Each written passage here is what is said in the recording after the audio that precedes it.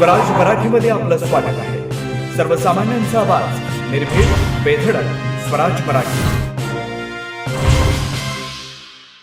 दिनांक 28/1/2025 स्थानिक गुन्हे अन्वेषण शाखेचे MD ड्रग्ज मेफेड्रॉन तयार करणाऱ्या विटा येथील रामकृष्ण हरी माऊली इंडस्ट्रीज या कारखान्यावर छापा टाकून 29.73 कोटी रुपयांचा मुद्देमाल जप्त केला. या कारवाईत ड्रग्ज निर्मितीची उपकरणे आणि तयार झालेली मोठ्या प्रमाणावर ड्रग्ज जप्त करण्यात आले. स्थानिक गुन्हे अन्वेषण शाखेला गुप्त माहिती मिळाल्यानंतर ही कारवाई करण्यात आली. या छाप्यात रहुदीप धानजी बोरीचा, सुलेमान जोहर शेख, बलराज उमर कातारी यांना अटक करण्यात आली. त्यांच्या चौकशीतून आणखी माहिती मिळण्याची शक्यता वर्तवली जाते.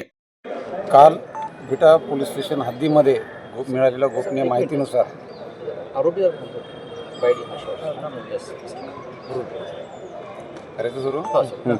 काल मिळालेल्या गोपनीय माहितीनुसार विटा पोलीस स्टेशनच्या हद्दीमध्ये विटा MIDC परिसरात काही संशयास्पद हालचाली असल्याचं आम्हाला माहिती पडलं.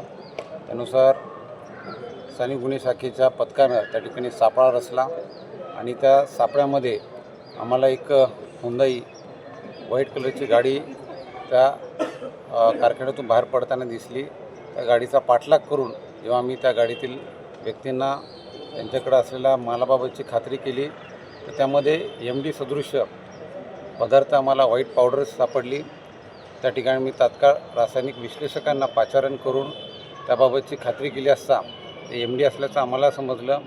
त्यानुसार आम्ही पुढील पंचनामा केला आणि हे MD ज्या ठिकाणी तयार करण्यात येत आहे त्या बंद पडलेल्या युनिटवरही आम्ही छापा टाकला आणि त्या ठिकाणी MD पदार्थ बनवण्याकरता जे रॉ मटेरियल आहे ते रॉ मटेरियल मोठ्या प्रमाणात त्या ठिकाणी आढळून आलं.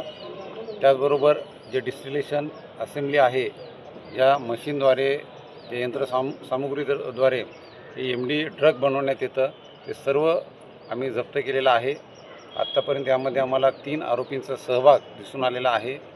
याच्यात आणखीन पुढं काही धागेदोरे असतील त्याकरिता वेगळे पथकं तयार करून आम्ही ती रवाना केलेली आहेत आणि लवकरच त्यामध्ये आणखीनही आरोपी निष्पन्न होतील.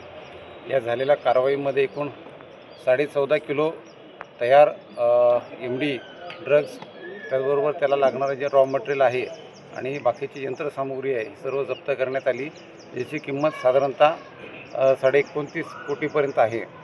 तर मला विश्वास आहे की याच्यामध्ये आणखीनही बरेच धागेदोऱ्या पोलिसांना मिळतील आणि याची पूर्ण पाळेमुळे आम्ही खणून काढण्यामध्ये यशस्वी राहू. या ठिकाणी जे माझ्या पथकाने कामगिरी केली आहे त्या सर्व अधिकाऱ्यांचं, अंमलदारांचं मी या ठिकाणी कौतुक करतो, अभिनंदन करतो आणि याच पद्धतीने आम्ही पुढं काम हे चालू ठेवणार आहोत आणि याच्या शेवटपर्यंत आम्ही जाणार आहोत. धन्यवाद. जिल्ह्यातली तिसरी कारवाई या ठिकाणी अशा नंतरचे पहिल्यांदा कवठेमंकाळमध्ये गावाचं खूप वाढलं झालं काय आंतरराष्ट्रीय. तर यामध्ये आता थोडंफार प्रमाणात हे पण दिसून येते की जे MIDC परिसरामध्ये बंद पडलेले कारखाने आहेत म्हणजे आजारी कारखाने आहेत तसा त्या ठिकाणी वापर करण्यात येत आहे. तेव्हा छुप्या पद्धतीनेही ग्रामीण भागामध्ये हे सर्व रॉ मटेरियल आणून कोणाच्या नजरेला पडणार नाही या हिशोबानेही त्याचं निर्मिती करण्यात येत आहे. तर आम्ही सर्व ग्रामीण भागातील पोलीस पाटील असतील, आमचे गुप्त बातमीदार असतील, आमचे सर्व पोलीस स्टेशनचा स्टाफ असेल त्यांनाही सूचना दिलेल्या आहेत. असं कुठेही संशयास्पद हालचाली दिसत आहेत, काही व्यक्ती आपल्याकडे दिसून येत आहेत तर तात्काळ माहिती घ्यावी आणि त्याच्यामध्ये जर काय असेल तर आम्ही कारवाई करत आहोत. किती दिवसापासून सुरू असावा असा अंदाज आहे?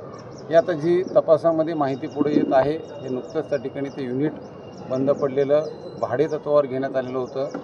तर त्या साधारणतः 1 महिन्यापासून ते त्या ठिकाणी भाड्याने घेण्यात आलं होतं.